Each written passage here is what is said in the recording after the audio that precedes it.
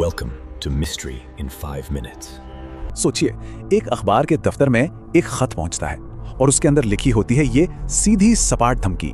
ये सिर्फ शब्द नहीं थे, नहीं, ये एक ऐसे खौफ की शुरुआत थी जिसने एक पूरे शहर को अपनी गिरफ्त में ले लिया था।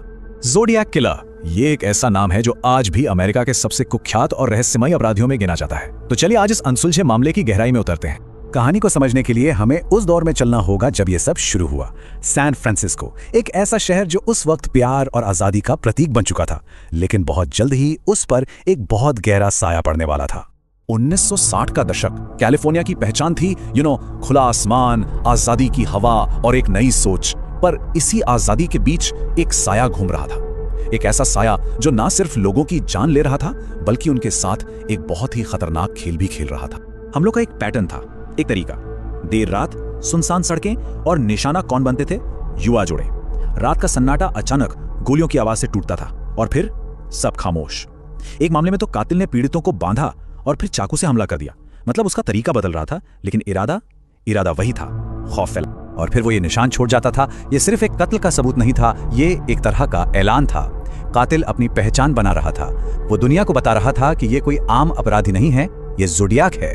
ज़ोडिएक के लिए सिर्फ हत्याएं ही काफी नहीं थी।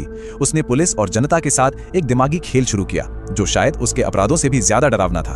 देखिए, उसका मकसद सिर्फ मारना था ही नहीं, वो डर फैलाना चाहता था। वो चाहता था कि पूरा का पूरा शहर उसके नाम से कांपे, हर कोई उसके अगले कदम का इंतजार करे।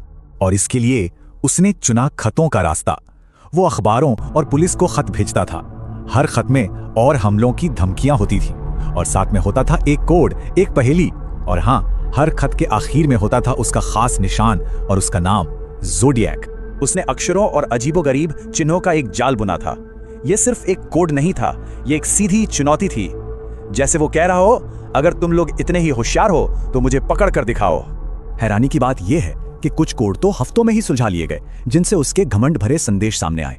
लेकिन दशकों बाद भी उसके भेजे कुछ कोड आज तक अनसुलझे हैं। एक ऐसा रहस्य जो आज भी दुनिया के बेस्ट क्रिप्टोग्राफर्स को चुनौती देता है।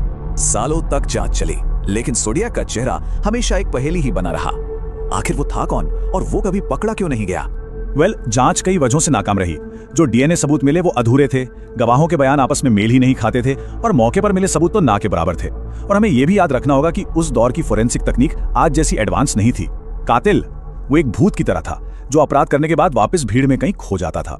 जांच के दौरान कई संदिग्धों के नाम सामने आए, अनगिनत सुरागों पर काम हुआ, लेकिन ज़ोडिएक हमेशा पुलिस से एक कदम आगे रहा।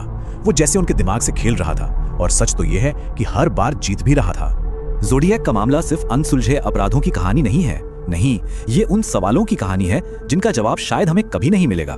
सबसे पहला और सबसे बड़ा सवाल तो यही है, क्या ज़ोडिएक कोई एक अकेला शख्स था या फिर ये कई लोगों का एक ग्रुप था जो मिलकर इस खौफनाक खेल को अंजाम दे रहा था? और ये सवाल भी उतना ही परेशान करने वाला है, क्या कातिल मर चुका है या फिर वो बस रुक गया और अपनी बाकी जिंदगी एक आम इंसान की तरह हम सबके बीच गुजार दी? यकीन करना थोड़ा मुश्किल है, लेकिन आज भी दुनिया भर में शौकिया और प्रोफेशनल लोग ज़ोडिएक के उन अनसुलझे कोड्स को हल करने की कोशिश कर रहे हैं। उन्हें उम्मीद है कि शायद इन चिन्हों के पीछे कोई राज, कोई नाम, कुछ तो छुपा होगा। और यही हमें आखिरी और शायद सबसे डरावने सवाल पर लाता है। अगर उसके कुछ कोड आज भी अनसुलझे हैं, तो उनमें आखिर कौन सा सच छुपा है? क्या उनमें उसका नाम है या फिर कुछ ऐसा जो इस कहानी को हमेशा के लिए अंधेरे में ही रखेगा? Comment the next mystery you want to know.